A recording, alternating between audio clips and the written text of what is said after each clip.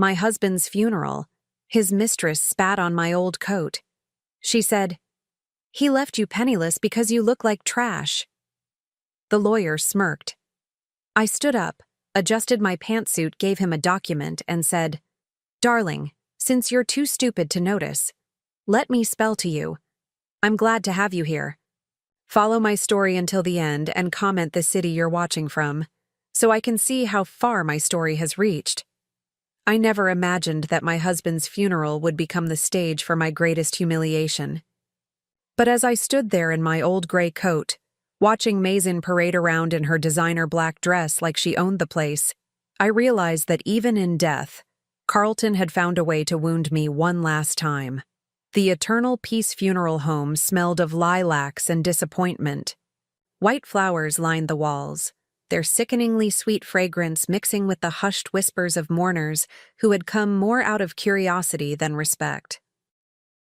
Carlton had been 60 years old when his heart gave out, and judging by the attendance, he hadn't made many genuine friends during his lifetime. I sat in the front row, my hands folded in my lap, staring at the mahogany casket that held the man I'd shared 30 years of my life with. 30 years of lies, as it turned out, but I wasn't ready to think about that yet. Not here. Not now. Look at her, sitting there like the grieving widow. I heard Mazin's voice cut through the somber atmosphere like a blade. She was standing near the back with a group of Carlton's business associates, her voice just loud enough for me to hear but quiet enough to maintain plausible deniability. I kept my eyes forward, my jaw clenched. At 64, I'd learned to pick my battles, and a funeral wasn't the place for confrontation. Or so I thought. "Honestly, I don't know how Carlton stood it all these years," Mazin continued, her voice dripping with disdain. "Living with someone so plain, so ordinary." My fingers tightened around the worn leather of my purse. Inside, nestled between old receipts and a tube of lipstick, was a manila envelope that no one knew existed. Not yet. The service dragged on with the usual platitudes.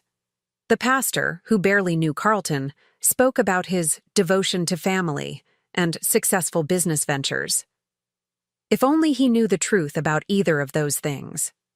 When it finally ended, people began to filter out slowly. Some approached me with their condolences, their words as empty as their sympathy. "He was a good man," they'd say. Or, "You must be devastated." I nodded and smiled weakly, playing the part I'd perfected over 3 decades of marriage. That's when Mazin made her move. She approached me as I was gathering my things, her heels clicking against the polished floor with predatory precision. At 40, she was everything I wasn't anymore: young, beautiful, and utterly ruthless. Her blonde hair was styled in perfect waves, her makeup flawless despite the tears she'd shed during the service. Crocodile tears, I was certain. "Joelle," she said, my name rolling off her tongue like something distasteful. "I suppose we should talk." I looked up at her, noting how her black Chanel dress probably cost more than most people made in a month. Carlton had always been generous with his girlfriends, even when he could barely afford it. "I don't believe we have anything to discuss, Mazin," I replied, my voice steady despite the tremor I felt in my chest. She laughed, a sound like breaking glass. "Oh, but we do. You see, Carlton left very specific instructions about his estate. He wanted to make sure you were taken care of." The way she emphasized those last words made my skin crawl. She reached into her designer handbag and pulled out a folded paper, waving it in front of my face like a trophy. "This is a copy of his will," she said, her smile widening. "I think you'll find it very enlightening." I didn't take the paper. Instead, I stood up slowly, my old joints protesting the movement. At my age, everything hurt a little more, lasted a little longer. But dignity, that was something I could still control. "I've already spoken with Mr. Henderson," I said, referring to Carlton's lawyer. "I'm well aware of the contents of my husband's will." Mazin's smile faltered for just a moment before returning full force. "Then you know he left you practically nothing. This house you've been living in, It's going to be sold to pay off his debts. The car? Gone. Even his life insurance policy has me as the beneficiary. She stepped closer, so close I could smell her expensive perfume mixed with the underlying scent of triumph. He told me you never really contributed to the marriage anyway. Never worked, never earned your keep. Just lived off his success like what did he call you? A parasite. The words hit me like physical blows, each one carefully chosen to inflict maximum damage. Around us, a few remaining mourners had stopped their conversations to watch our exchange. I could feel their eyes on us, hungry for drama even at a funeral. Carlton said you'd probably end up in some government housing, Mazin continued, her voice getting louder, more theatrical. Living off Social Security and food stamps. He felt sorry for you, really, but not sorry enough to leave you anything substantial. She paused, looking me up and down with obvious disgust. I mean, just look at you. That coat has to be 20 years old. Those shoes are practically falling apart. No wonder Carlton looked elsewhere for companionship. That's when she did it. Without warning, she leaned forward and spat directly onto my coat, the saliva landing on the gray wool with a small wet sound that seemed to echo in the sudden silence. He left you penniless because you look like trash, she declared, loud enough for everyone remaining in the room to hear. At least now you can dress the part too. The funeral home fell completely silent. I could hear the soft hum of the air conditioning, the distant sound of traffic outside, my own heartbeat thundering in my ears. Several people had pulled out their phones, probably recording this humiliation for social media. Mr. Henderson, Carlton's lawyer, had been standing near the guest book. He was a thin man in his 50s with salt and pepper hair and the kind of practiced smile that lawyers perfected over years of delivering bad news. When Mazin spat on me, his smile had widened into something genuinely amused. Well, he said, walking over with his briefcase in hand, I think that covers everything we need to discuss here. Mason, we can meet tomorrow to finalize the transfer of assets. I looked down at my coat, at the wet spot that was slowly spreading across the wool. For a moment, I felt exactly as small and powerless as they wanted me to feel. 64 years old, widowed, and apparently destitute. The perfect victim for their cruelty. But then I remembered the envelope in my purse. I reached into my bag slowly, deliberately, and pulled out the manila envelope I'd been carrying. It was thick, heavy with documents that Mazin and Mr. Henderson couldn't possibly imagine existed. Before you start celebrating, I said, my voice calm and clear, there's something you both need to see. I walked over to Mr. Henderson and placed the envelope directly into his hands. His smug expression faltered as he felt the weight of it.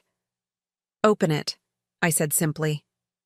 He glanced at Mazin, who was watching with growing unease, then broke the seal on the envelope. As he pulled out the documents inside, his face went through a series of expressions, confusion, then surprise, then something that looked remarkably like fear. This can't be right, he stammered, his hands shaking slightly as he shuffled through the papers.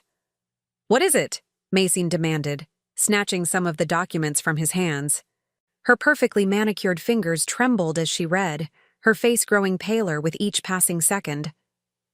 I straightened my shoulders and adjusted my coat, wiping away the spit with a tissue from my purse. The wet spot was still there, but somehow it didn't seem to matter anymore. Darling, I said to Mazin, my voice carrying a tone I hadn't used in years, one of absolute authority. Since you're too stupid to notice, let me spell it out for you. I paused, looking around at the remaining mourners who were hanging on every word.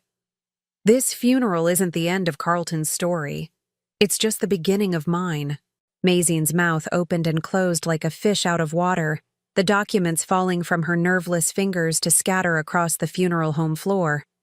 Mr. Henderson looked like he might faint, but I simply picked up my purse, nodded politely to the few people still watching, and walked toward the exit with my head held high. The real show was just about to begin. The drive home from the funeral gave me time to think. something I'd been avoiding for the past week since Carlton's death. My hands gripped the steering wheel of my old Honda Civic, a car that Mason would probably sneer at, as memories flooded back like a dam bursting open. It was 18 years ago when I first discovered Carlton's infidelity. Not with Mason, she came much later, but with his secretary, a young woman named Rebecca who wore too much perfume and laughed too loudly at his jokes. I remember that day so clearly. It was a Tuesday in October, and I'd gone to his office to surprise him with lunch. I'd spent the morning making his favorite sandwich, even buying that expensive mustard he liked. I was 46 then, still foolishly believing that small gestures could save a marriage that was already dying. When I walked into his office without knocking, I found them together. Not in the dramatic way you see in movies, but in a way that was somehow worse, intimate and casual, her hand on his shoulder as they looked at something on his computer screen, both of them laughing at some private joke. The way Carlton's face changed when he saw me told me everything I needed to know. The guilt was written across his features like a neon sign, followed quickly by irritation that I'd caught him. "Joelle," he'd said, his voice tight. "What are you doing here?" Not, "What a nice surprise," or "How thoughtful of you." Just annoyance that I'd interrupted his fun. Rebecca had the decency to look embarrassed, quickly gathering her papers and scurrying out of the office. But Carlton just sat there, staring at me with the kind of cold calculation I'd later learned to recognize as his default expression when he was figuring out how to spin a situation to his advantage. "It's not what you think," he'd said, the oldest lie in the book. But I knew what I'd seen. More importantly, I knew what I'd been feeling for months, the distance, the late nights, the way he looked through me rather than at me. That night, I did something I'd never done before in our 13 years of marriage. I went through his things, not just his pockets or his wallet, but everything. His desk, his computer, his bank statements. What I found changed everything. Carlton wasn't just unfaithful, he was reckless. Dangerously, catastrophically reckless with money. He'd been living far beyond our means for years, using credit cards to fund a lifestyle that looked successful from the outside, but was rotting from within. The expensive dinners, the designer clothes, the luxury car, all of it was purchased with borrowed money. Money we didn't have and couldn't afford to pay back. But the worst part was discovering that he'd been using our joint accounts to fund his affairs. The jewelry for Rebecca, the weekend getaways, even the fancy hotel rooms, all of it paid for with money that was supposed to be ours. That's when I made the decision that would define the next 18 years of my life. I wasn't going to leave Carlton. I was going to protect myself. The next morning I drove to the bank and opened my own account. Not a joint account, not something with Carlton's name on it. My own account, in my name only. Then I did something that surprised even me. I got a job. Carlton had always insisted I didn't need to work. "I make enough for both of us," he'd say whenever I brought up finding employment. "Your job is to take care of the house, to be here when I need you." I'd believed him for years, thought his old-fashioned attitude was actually protective rather than controlling. But after discovering his financial recklessness, I realized he didn't want me to work because he didn't want me to have my own money. Independent money. Escape money. The job I found was humble. Answering phones at a small accounting firm. The pay wasn't much, just $8 an hour, but it was mine. Carlton barely noticed when I told him about it, too absorbed in his own affairs to care what I did with my time. What he definitely didn't notice was how quickly I learned. Helen Morrison, the woman who owned the accounting firm, took me under her wing. She was in her 70s then, a sharp-minded woman who'd built her business from nothing after her husband died young. "Money is power, Joelle," she told me during my first week. "Not just the money itself, but understanding how it works, how to make it grow, how to protect it, how to hide it when you need to." She taught me about investments, about compound interest, about the little loopholes and strategies that the wealthy use to build and maintain their fortunes. More importantly, she taught me how to be patient, how to plan for the long term. Within 6 months, I'd been promoted to bookkeeper. Within a year, I was Helen's right-hand woman. And within 2 years, when Helen decided to retire, she offered to sell me the business. "I don't have that kind of money," I'd protested. Helen had smiled, that knowing smile of a woman who'd seen it all. "You'd be surprised what you can accomplish when you're motivated by necessity." She was right. I took out a small business loan, using our house as collateral, something I could do because my name was also on the deed. Carlton signed the papers without reading them, too busy with his latest secretary to pay attention to what I was doing. Meridian Holdings was born in 2010. On paper, it was just a small accounting firm that Helen Morrison had sold to her former employee. In reality, it became my lifeline. I worked during the day and studied at night, learning everything I could about investments and financial planning. I started small, putting aside $20 or $30 from each paycheck, investing it carefully, and watching it grow. Carlton never noticed the extra money because I never spent it. I lived exactly the same way I always had, frugally, carefully, making do with what we already owned. He saw what he expected to see, a dutiful wife who stayed within her budget and didn't ask for much. What he didn't see was that I was building my own fortune, one small investment at a time. The business grew slowly at first, then faster as word spread about my discretion and competence. Wealthy clients, particularly women in situations similar to mine, began seeking out my services. Women who needed to hide assets from controlling husbands, who wanted to protect their inheritances, who were planning for divorces they couldn't yet file. I became their secret keeper, their financial guardian angel. And in return, they taught me tricks I never would have learned in any textbook. By 2015, when Carlton met Mason, Meridian Holdings was managing just over $800,000 in assets. Money that existed in accounts Carlton didn't know about, invested in funds he'd never heard of, growing at rates that would have shocked him. But I kept living like the poor wife of a struggling businessman. I shopped at thrift stores, clipped coupons, drove my old car until it barely ran. Carlton saw exactly what I wanted him to see. A woman who was completely dependent on him, who couldn't possibly survive without his financial support. Mason's arrival should have devastated me, but by then I was beyond caring about Carlton's infidelities. I watched their relationship unfold with the detached interest of someone observing a car accident in slow motion. Carlton, now 60 years old, desperately trying to prove he was still virile and desirable. Mason, 32 and hungry, seeing dollar signs in his stories about business success. Neither of them realized that the money Carlton was spending on their relationship, the expensive dinners, the weekend trips, the jewelry, was coming from credit cards that were maxed to their limits. Carlton had been living on borrowed money for so long that he'd forgotten what actual wealth looked like. The gambling started sometime around 2020. Online poker at first, then sports betting, then day trading with money he didn't have. I watched our joint account balance plummet while Carlton chased bigger and bigger wins to cover his mounting losses. That's when I made my final decision.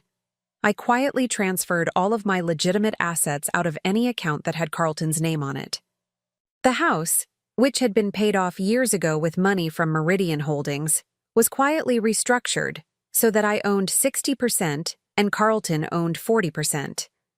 A change he never noticed because I handled all the paperwork. By the time Carlton died, he owed approximately $350,000 to various creditors, credit card companies, online betting sites, a particularly unpleasant man named Eddie who handled private loans for desperate gamblers. The house that Mason thought she was inheriting? It was mortgaged to the hilt to cover Carlton's debts. The life insurance policy that named her as beneficiary. It had been cashed out months ago to pay Eddie, who'd been making increasingly specific threats about Carlton's kneecaps. The successful business that Carlton had bragged about to impress Mason? It hadn't turned a profit in 3 years, but none of them knew any of this. Not Mason, not Mr. Henderson, not even Carlton himself, who'd been so deep in denial that he actually believed his own lies about their financial situation. As I pulled into my driveway, the driveway of a house I actually owned, despite what everyone believed, I thought about the envelope I'd handed to Mr. Henderson. Inside were copies of documents that would shatter every assumption they'd made about me, about Carlton, about the inheritance they thought was coming. Tomorrow, when Macy showed up at the lawyer's office expecting to claim her prize, she was going to get the shock of her life. I sat in my car for a moment longer, looking at the modest two-story house that had been my prison for so many years. Tomorrow, everything would change. Tomorrow, I could finally stop pretending to be the helpless widow who needed rescuing.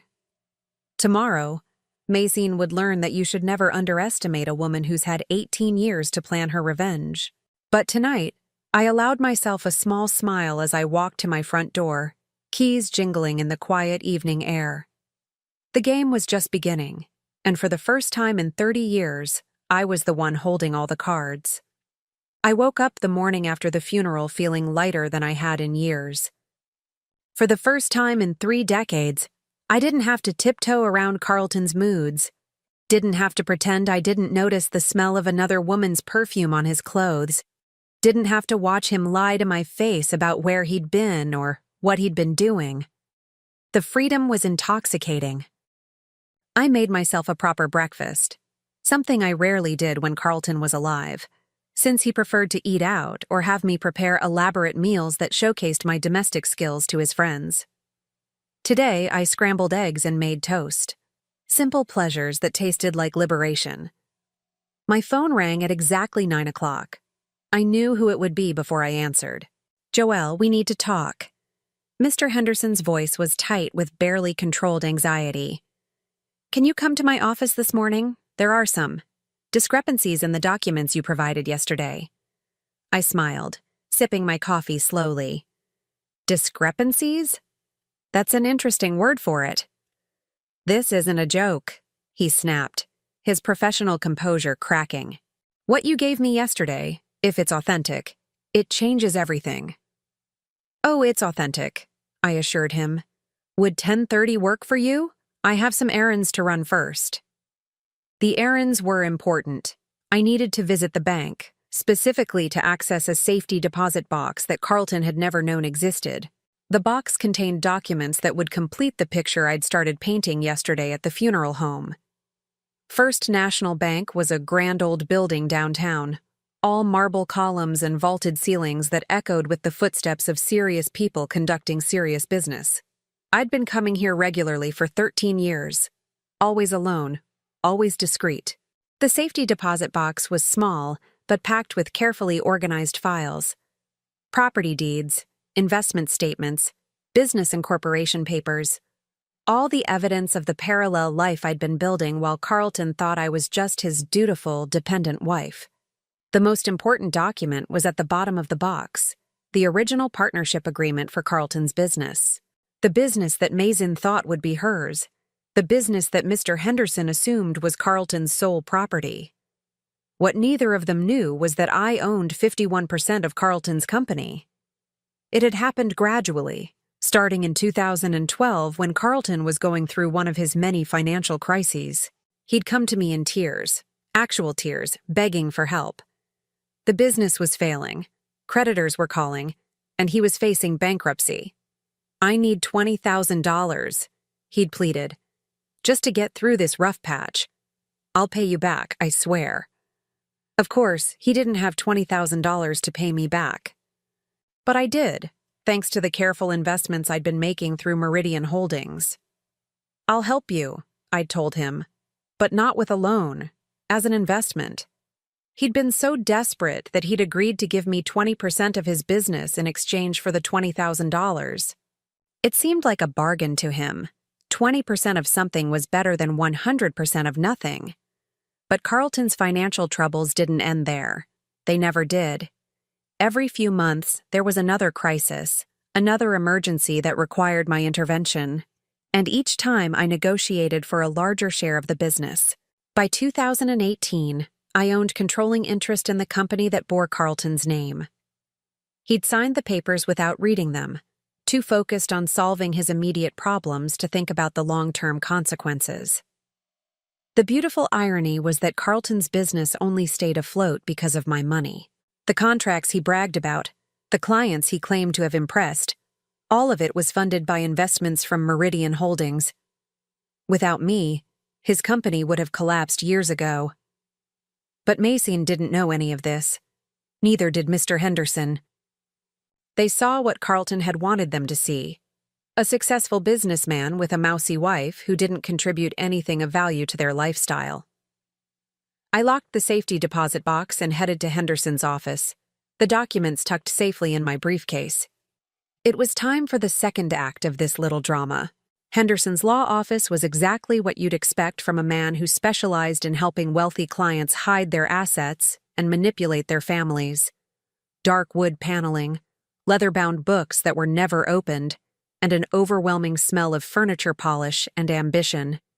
Mason was already there when I arrived, pacing back and forth in front of Henderson's desk like a caged animal. She'd dressed for the occasion in a sharp business suit that probably cost more than most people made in a month. Her blonde hair pulled back in a severe bun that emphasized her angular cheekbones. "Finally," she said when I walked in. "Maybe now you can explain what kind of game you think you're playing." I set my briefcase down carefully and took a seat in one of Henderson's client chairs. They were expensive leather, the kind that was supposed to intimidate people into accepting whatever deal was being offered. "I'm not playing any games, Mason.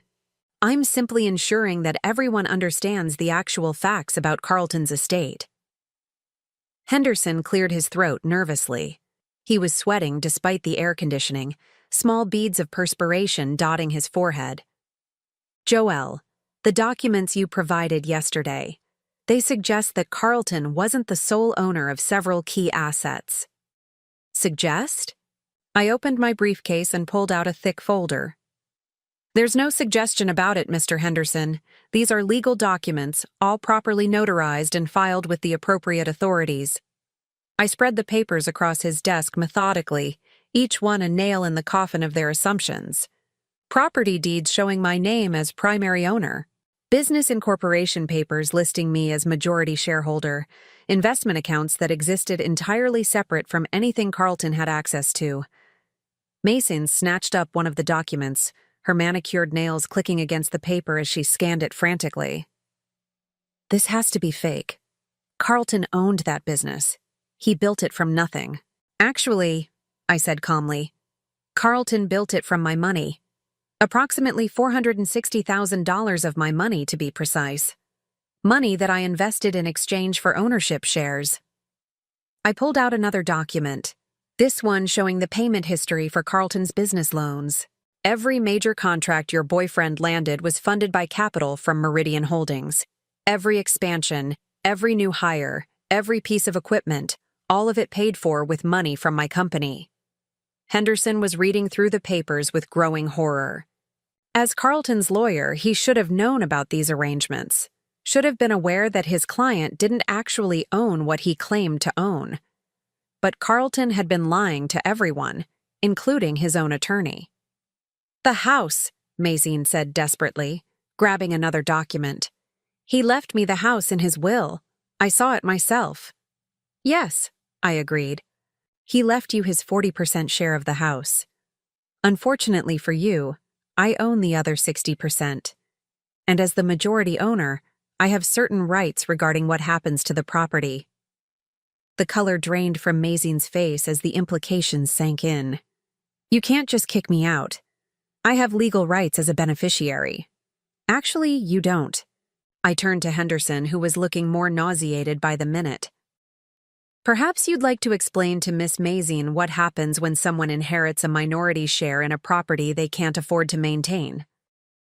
Henderson loosened his tie, clearly wishing he was anywhere else. If Mrs. Joelle owns the majority share, and if the property taxes and maintenance costs exceed what the minority owner can afford, then the property can be sold to satisfy the debts," I finished for him, which brings us to another interesting point. I pulled out a thick stack of bills and legal notices that I'd been collecting for months. Carlton owed approximately $350,000 to various creditors at the time of his death. Credit cards, gambling debts, personal loans from some rather unsavory characters. Mason's eyes widened as she recognized some of the names on the collection notices. But Carlton said the business was doing well. He said we were rich. Carlton said a lot of things that weren't true, I replied. The reality is that he's been living on borrowed money for years. The expensive dinners, the weekend trips, the jewelry he bought you. All of it was paid for with credit cards that are now maxed out. I stood up and walked to the window, looking down at the street below where normal people were going about their normal lives. The life insurance policy that names you as beneficiary? Carlton cashed it out 6 months ago to pay off a particularly persistent loan shark named Eddie who was threatening to break his legs. No, Mason whispered, sinking into a chair. That's not possible. Carlton showed me bank statements. He showed me proof that we had money. Forged statements, I said matter-of-factly. Carlton was very good at creating the illusion of wealth.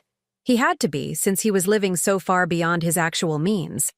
Henderson was frantically shuffling through papers, trying to find something that would contradict what I was telling them, but the documentation was ironclad. I'd spent years making sure of that. So, what does this mean? Mason asked, her voice small and defeated. I turned back to face her, and for a moment I almost felt sorry for her. Almost. It means that instead of inheriting a fortune, you're inheriting debt. Substantial debt. The kind of debt that follows you around and ruins your credit rating.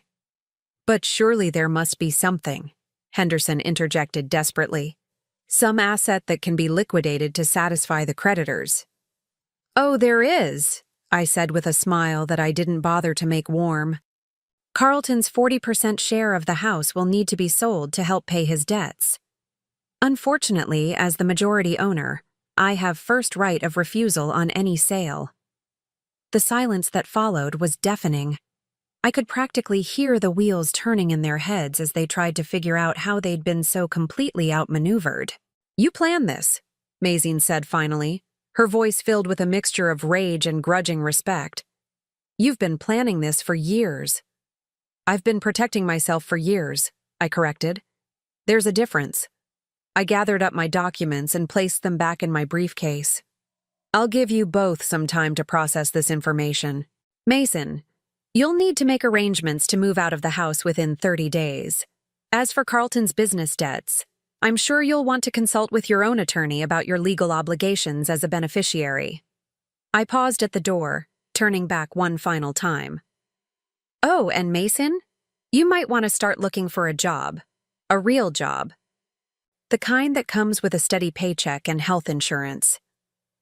As I walked out of Henderson's office, I could hear Mason starting to cry behind me. Not the delicate tears she'd shed at the funeral, but the ugly, desperate sobs of someone whose world was collapsing around them. I should have felt guilty. A better person probably would have felt guilty. Instead, I felt free. 3 days after my meeting with Henderson and Mason, I received a phone call that didn't surprise me. What surprised me was how long it took. You think you're so clever, don't you? Mason's voice was raw, stripped of its usual polish. Sitting there in your little house, playing your little games. But I know what you're really doing. I set down my cup of tea and settled more comfortably into my favorite chair. And what exactly am I doing, Mason? You're lying. About everything. Carlton told me about your so-called business. He said you answered phones for some old woman who felt sorry for you. There's no way you have the kind of money you're claiming to have. I see. I picked up a file from the stack on my coffee table, one of many I'd been organizing for this exact conversation. Tell me, did Carlton also tell you about his gambling problem? Silence on the other end of the line. Or about the $350,000 he owed to various creditors at the time of his death? Did he mention that part when he was promising you a life of luxury? You're making that up, Mason said, but her voice had lost its certainty. Am I? Why don't you drive over to the house? Well, what used to be your house, and check the mailbox. There should be several interesting pieces of correspondence waiting for you. The truth was, I'd been intercepting Carlton's mail for months, collecting evidence of his mounting debts while he remained blissfully unaware of how deep he'd dug his own grave. Bills from credit card companies, threatening letters from collection agencies, notices from his bookie. I'd kept it all, organizing it methodically while Carlton lived in his fantasy world where consequences didn't exist. "I don't have to listen to this," Maxine said, but she didn't hang up. "No, you don't. But you might want to, because I'm about to tell you something that even Carlton didn't know." I opened the file and pulled out a document that had taken me considerable effort to obtain. "Did you know that Carlton's business partner in his early ventures was a man named Marcus Webb?" Another silence. Marcus died in a car accident in 1998. Carlton told everyone that he bought out Marcus's share of the business with money he'd saved. What he actually did was forge Marcus's signature on several documents and steal his partner's half of the company. I could hear Mazine's breathing change on the other end of the line. "That's impossible. Carlton would absolutely do that," I interrupted. "Just like he forged bank statements to show you how wealthy you both were. Just like he took out loans in my name without my knowledge. Just like he spent money that didn't exist on a lifestyle he couldn't afford." The Marcus Webb situation had been Carlton's original sin, the one that set him on a path of increasingly desperate lies and schemes. I'd discovered it purely by accident 5 years ago when I was researching the history of Carlton's business for tax purposes.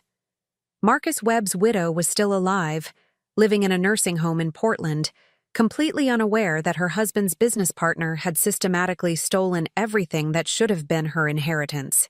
I'd debated whether to tell her, ultimately deciding that some injustices were too old and too painful to resurrect. But I'd kept the evidence, just in case I ever needed it. "Why are you telling me this?" Mazine asked finally. "Because I want you to understand exactly who Carlton really was. Not the successful businessman he pretended to be, not the loving partner he played in public, but the desperate, lying, stealing man who destroyed everything he touched." I stood up and walked to the window, looking out at the garden I'd been cultivating for years. Carlton had always mocked my interest in gardening, calling it a waste of time and money. But gardens required patience, planning, and careful tending, qualities that had served me well in other areas of my life. "The apartment you've been living in," I continued, "the one Carlton said he bought for you, he didn't buy it. I did." This wasn't entirely true, but it was close enough. Carlton had used money from our joint account to pay the deposit and first few months' rent on Mason's apartment. But since I'd been funding our joint account with money from Meridian Holdings, technically every dollar Carlton spent came from my earnings. "That's impossible," Mason whispered. "The lease is in Carlton's name, but the payments all came from accounts that I controlled. When Carlton told you he was buying you expensive gifts, paying for your vacations, setting you up in a luxury apartment, he was spending my money. Money I earned through my business. Money I'd been carefully investing while he was busy playing the big shot." I pulled out another document, this one showing the payment history for Mason's rent. Every month for the past 8 years, the money had been automatically transferred from an account linked to Meridian Holdings. "I could have cut off those payments at any time," I said quietly. "I could have had you evicted months ago. The only reason I didn't was because I wanted to see how long Carlton's lies could sustain themselves." "But why?" Mazine's voice was barely audible now. "Why would you pay for the apartment where your husband was cheating on you?" It was a fair question, one I'd asked myself many times over the years. "Because knowledge is power, Mazine. As long as I knew where Carlton was spending his time and my money, I could control the situation. The moment I cut you off, you would have left him, and he would have found someone new to lie to. Someone I might not have been able to track as easily." The truth was more complicated than that, but Mazine didn't need to know about the private investigator I'd hired to document Carlton's affairs, or about the detailed records I'd kept of every lie he'd told, every promise he'd broken, every dollar he'd stolen from our marriage. "So what happens now?" she asked. "Now you have a choice," I said, returning to my chair. "You can continue living in denial, pretending that Carlton was the man you thought he was, trying to claim an inheritance that doesn't exist. Or you can accept the reality of the situation and start planning for your future." What kind of future? There was desperation in her voice now, the sound of a woman who was finally beginning to understand how completely she'd been deceived. "Well, you're 40 years old, reasonably intelligent, and presumably capable of supporting yourself. You'll need to find a job, of course. A real job, not the kind of make-work position Carlton probably promised to create for you in his imaginary business empire." I flipped through the file again, finding the document I was looking for. "Speaking of which, you should know that Carlton's business officially declared bankruptcy yesterday. I filed the papers myself as the majority shareholder." "You can't do that." "Actually, I can, and I did. The business had no assets left to liquidate and approximately $200,000 in outstanding debts. The responsible thing to do was to shut it down before the creditors started coming after the shareholders personally. This was the final piece of Carlton's empire crumbling. His business had been bleeding money for years, kept alive only by regular infusions of capital from my accounts. With Carlton dead, and me no longer willing to prop up his illusions, bankruptcy was inevitable." "Those debts you mentioned," Mason said slowly, "the $350,000 Carlton owed. What happens to those?" "Excellent question. Since you were named as a beneficiary in Carlton's will, you're potentially liable for a portion of those debts.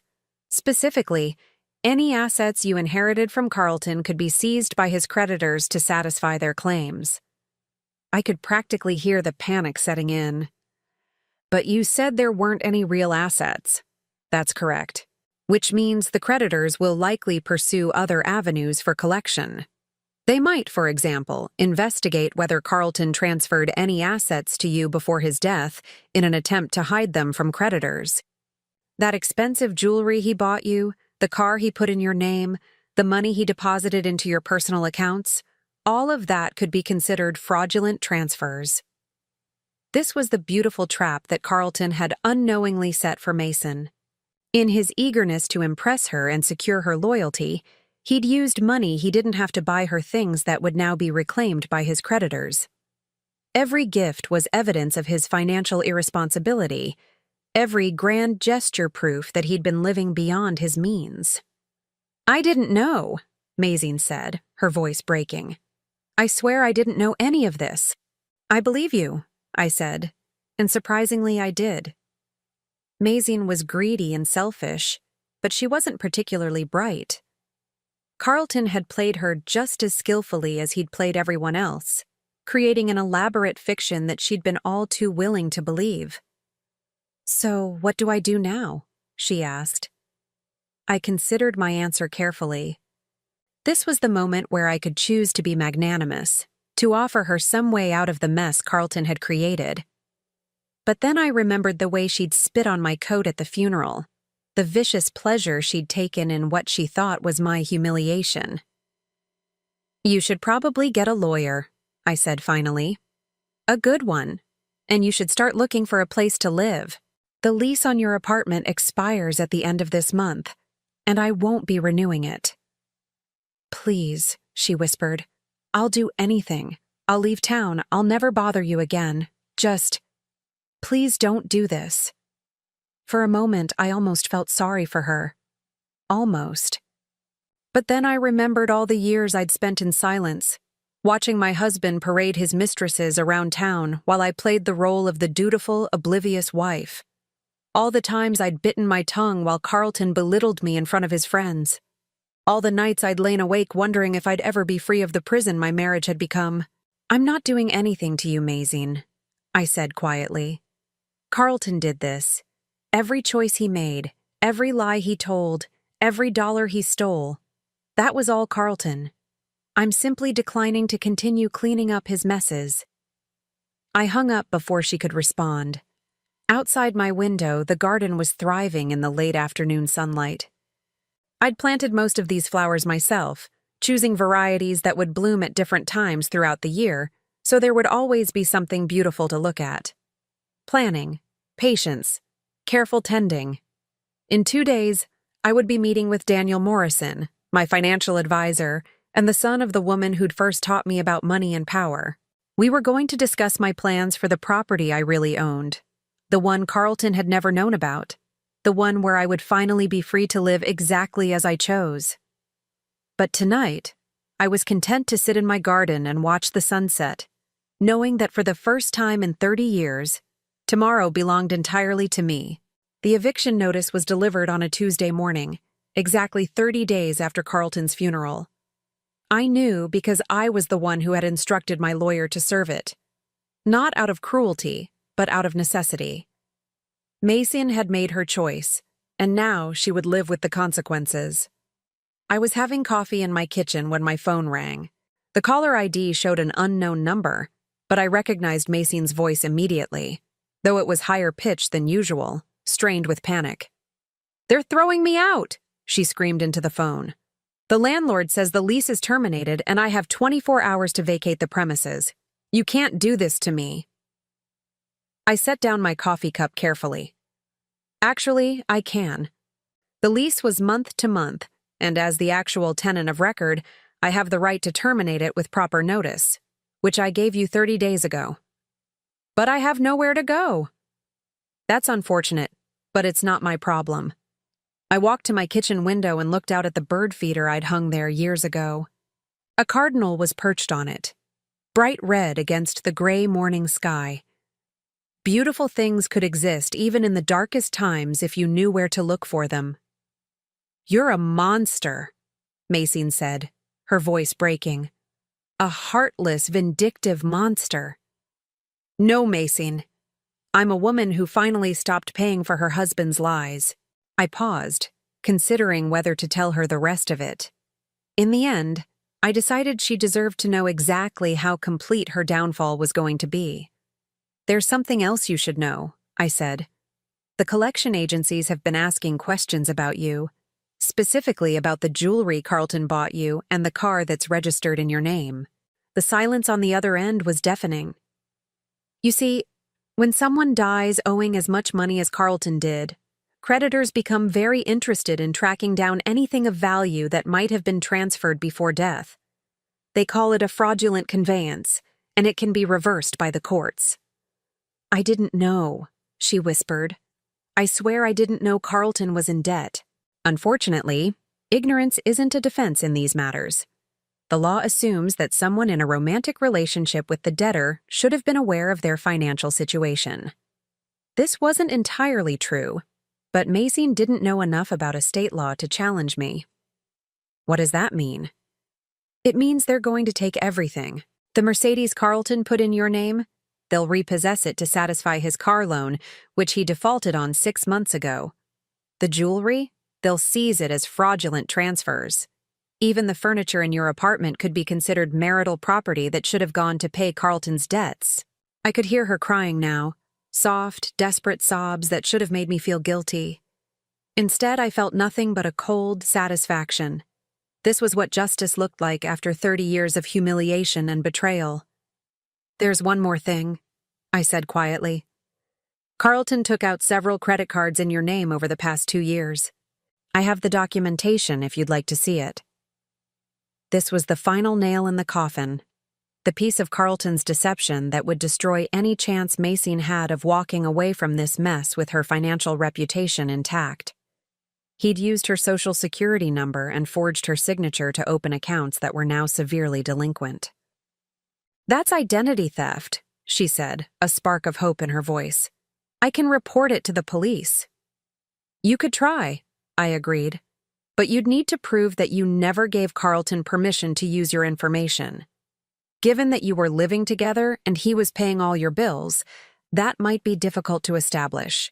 The credit card companies would argue that you knew about the accounts and benefited from them." This was a gray area legally, but I was counting on Mason's ignorance and desperation to prevent her from challenging it effectively. Besides, I continued, filing a police report would require you to admit that Carlton was defrauding you. That would undermine any claim you might have to assets from his estate. You can't simultaneously argue that you're entitled to inherit from him and that he was victimizing you. The trap was beautiful in its simplicity. Every move Carlton had made to impress Maxine, every gift he'd given her, every bill he'd paid on her behalf, had created evidence that could now be used against her.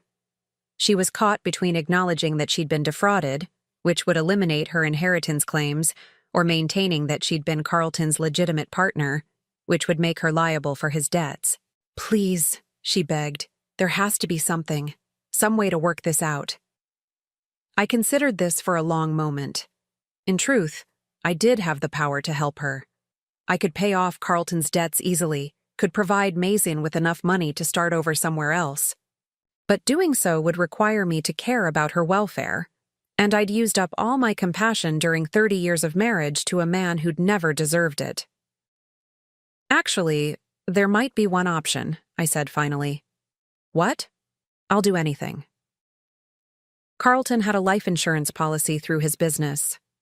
A small one, only $25,000, but it wasn't part of the estate because the premiums were paid by the company.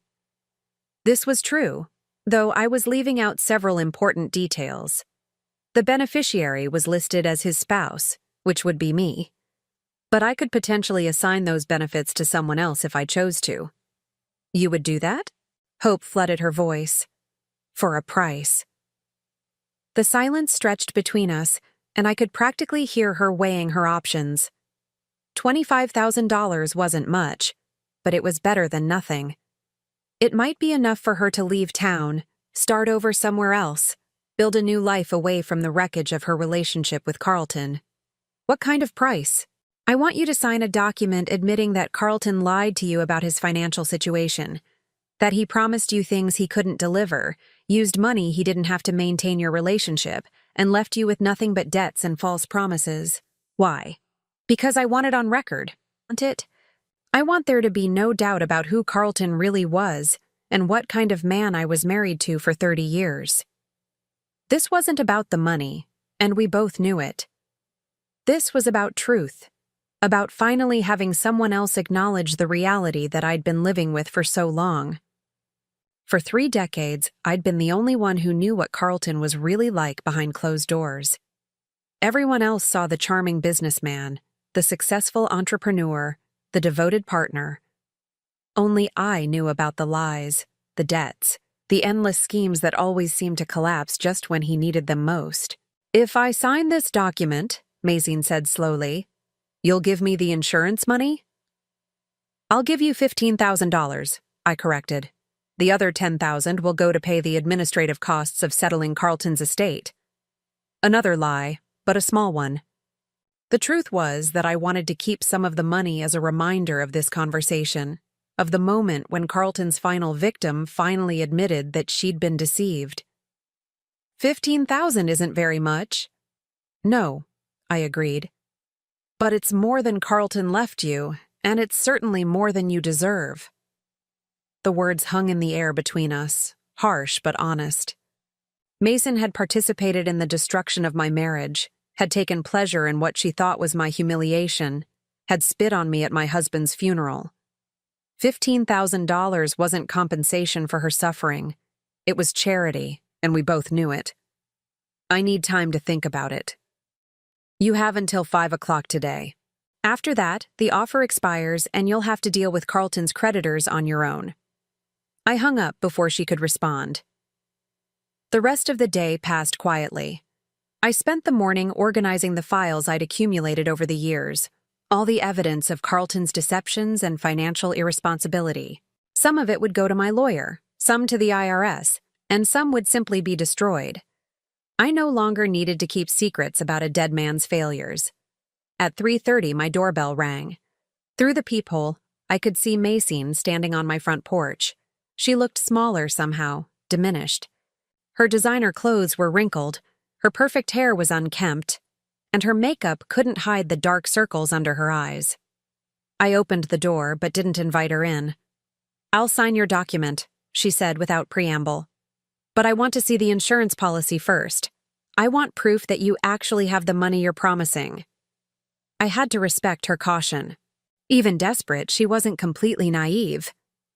Wait here, I said, leaving her standing on the porch while I retrieved the policy from my filing cabinet. When I returned, she read through it carefully, her lips moving silently as she processed the legal language. Finally, she looked up at me. This is really all that's left? $25,000? It's all Carlton left that isn't tied up in debt or legal complications, I confirmed. Everything else he owned was either mortgaged, borrowed against, or promised to creditors. She nodded slowly, defeat settling over her features like a mask. Where do I sign? I handed her the document I'd had my lawyer prepare. It was simple and straightforward, a sworn statement acknowledging that Carlton had misrepresented his financial situation and that she had been deceived about the inheritance she expected to receive. She read it through twice before signing, her hand trembling slightly as she wrote her name. When she finished, she looked up at me with something that might have been respect. You really planned all this, didn't you? You knew exactly how it would end. I planned to protect myself, I said. Everything else was just Carlton being Carlton. I took the signed document and went back inside to get her check. $15,000, drawn on the account that contained what remained of Carlton's life insurance payout. What will you do now? I asked as I handed her the check. She stared at the numbers for a long moment before folding it carefully and putting it in her purse. Leave town, I guess. Start over somewhere else. Try to forget this ever happened. That's probably wise. She started to walk away, then turned back. Can I ask you something? I waited. Did you ever love him? Carlton, I mean. Even a little bit? The question caught me off guard. I'd been expecting anger, recriminations, perhaps even threats. I hadn't expected her to ask about love. I thought I did, I said finally. For a very long time, I thought I loved him. But looking back, I think what I actually loved was the idea of him. The man I thought he could become if he just tried hard enough. And when did you stop? I considered the question seriously. I think it was the day I discovered you weren't his first affair. When I realized that betraying me wasn't a mistake he'd made, it was a pattern he'd chosen. Macy nodded as if she understood. For what it's worth, she said quietly, I'm sorry. About the funeral, about the things I said. I thought I was winning something, but there was never really anything to win, was there? No, I agreed. There wasn't. I watched her walk to the old Toyota she'd had to buy after the Mercedes was repossessed, watched her drive away down the street where I'd lived for 30 years as Carlton's wife. Tomorrow I would start packing for my move to the house I'd kept secret all these years. But tonight, I was finally free to grieve not for the man Carlton had been, but for the man I'd once believed he could be. Some endings, I realized, were really beginnings in disguise. 6 months after Carlton's funeral, I stood in the master bedroom of a house that no one from my old life had ever seen. Sunlight streamed through windows that I'd chosen myself, illuminating hardwood floors that I'd walked across every morning for the past 13 years during my secret visits. This was my real home, the one I'd bought piece by piece with money from Meridian Holdings, the sanctuary I'd been preparing for the day when I would finally be free to live as myself rather than as Carlton's wife. The house sat on 3 acres of carefully landscaped property 30 miles outside the city, far enough away to ensure privacy, but close enough that I could still manage my business. It was nothing ostentatious, a comfortable 2-story colonial with a wraparound porch and a garden that I'd been cultivating for over a decade. But it was mine, completely and utterly mine, in a way that the house I'd shared with Carlton had never been. I'd bought it gradually, starting with the land in 2011 and adding improvements year by year. The official owner of record was Meridian Holdings, which meant that Carlton had never known it existed. To him, It was just another business investment that his financially naive wife didn't understand. The irony was exquisite. While Carlton was spending our joint account money on his affairs and his gambling, I was using my own earnings to build the life I would lead after he was gone. Every dollar he wasted was a dollar I didn't have to spend on his deceptions. Moving in had been surprisingly simple. Most of my important belongings had already been here for years, stored in the rooms Carlton never knew existed. My books, my mother's jewelry, the photographs that meant something to me, all of it had been waiting patiently for the day when I could live openly in my own space. The house Carlton thought I would be forced to sell was now occupied by a nice young couple with 2 small children. I'd sold it to them for exactly what I'd paid for it 25 years ago, ignoring my realtor's protests that I could get much more in the current market. Money isn't everything, I'd told him, and meant it. The truth was, I wanted that house to be filled with happiness for once. I wanted children's laughter to echo through rooms that had been silent for too long. Wanted love to flourish in spaces that had been poisoned by Carlton's lies. Selling it below market value was my gift to the family who would make it a real home. This morning, I was expecting a visitor. Margaret Chen had been my friend for 15 years, one of the few people who'd seen through Carlton's facade and understood what my marriage had really been like. She was also one of the handful of people who'd known about this house and my plans for it. Margaret arrived at 10 o'clock sharp, carrying a bottle of champagne and a genuine smile. At 72, she was still elegant and sharp-minded, the kind of woman who'd built her own successful career in real estate while managing to stay happily married to the same man for 50 years. "So this is where you've been hiding," she said, looking around the sun-filled living room with obvious approval. "It's beautiful, Joelle. Absolutely beautiful." We settled into comfortable chairs by the window, looking out over the garden where daffodils were just beginning to bloom. Margaret had helped me plan some of these flower beds, offering advice during my weekend visits when I was supposed to be running errands for Carlton. "How does it feel?" she asked, pouring champagne into the crystal glasses I'd set out. "Quiet," I said, and she understood immediately. For 30 years, I'd lived with the constant low-level stress of managing Carlton's moods, his lies, his financial crises. Even when he wasn't actively creating drama, there had always been the anxiety of waiting for the next explosion. Now, for the first time since I was 34 years old, my days belonged entirely to me. "Have you heard anything about Mason?" Margaret asked. "She left town about 3 months ago. Someone told me she's working as a receptionist in Tucson now, living in a studio apartment, driving a car that's older than she is." Margaret raised an eyebrow. "Do you feel sorry for her?" I considered the question seriously. I feel sorry for the woman she could have been if she'd never met Carlton. But the woman she chose to become? No. She made her decisions with her eyes wide open. The settlement of Carlton's estate had taken 4 months to complete. In the end, there had been just enough assets to pay his creditors and cover the legal fees. The house sale, the liquidation of his business equipment, the small insurance policy, all of it went to satisfy the debts he'd accumulated during his final years of self-destruction. Mason had walked away with the $15,000 I'd given her and nothing else. No jewelry, no car, no future financial support from a man she'd thought was wealthy. Just the hard lesson that when you build your life around someone else's lies, you're bound to get buried under them. "I've been thinking," Margaret said, settling back in her chair. "What you did wasn't really revenge, was it?" "What do you mean?" "Revenge would have been active, deliberately hurting them, going out of your way to cause pain." She gestured around the beautiful room where we were sitting. "What you did was just stop participating in their deception." She was right. I hadn't plotted Carlton's downfall or engineered Mason's humiliation. I'd simply stopped enabling their fantasy, stopped using my money to prop up Carlton's illusions of success, stopped pretending to be the helpless victim they needed me to be. The consequences had been inevitable once I stepped out of my role as their unwitting sponsor. Sometimes the most powerful thing you can do is nothing, Margaret continued. Just step back and let people face the natural results of their choices.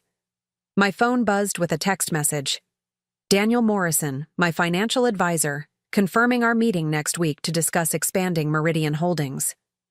The business had grown significantly since I'd stopped diverting funds to cover Carlton's expenses, and we were exploring opportunities to help other women in situations similar to what mine had been.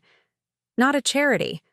I wasn't interested in being anyone's savior, but a business that specialized in helping women protect their assets and build independent financial security. There was a market for that kind of discretion, especially among clients who needed to plan for uncertain futures. What's next for you? Margaret asked, noticing my smile as I read the message. Work, mostly. I have more energy for it now that I'm not constantly managing someone else's crises. I looked around the room that had been waiting for me for so many years. And this house needs some updating. I was thinking about putting in a studio space for painting. This was something I'd never told Carlton about. The art classes I'd been taking for the past 5 years, the canvases that were stored in the upstairs bedroom, the secret creative life I'd been cultivating alongside my business success. You paint? I'm learning to. Badly, but enthusiastically. I laughed, remembering my first attempts at landscape painting. Turns out I have a lot to say about beauty and patience and things growing in their own time. We spent the afternoon walking through the house and garden, Margaret admiring the careful thought that had gone into every room, every flower bed, every practical detail. This wasn't a house that had been decorated for show. It was a space designed for actual living, for comfort and solitude, and the quiet pleasures of a life lived on one's own terms. As the sun began to set, we returned to the living room where Margaret gathered up her purse and the empty champagne bottle. You know, she said, pausing at the front door, I never liked Carlton.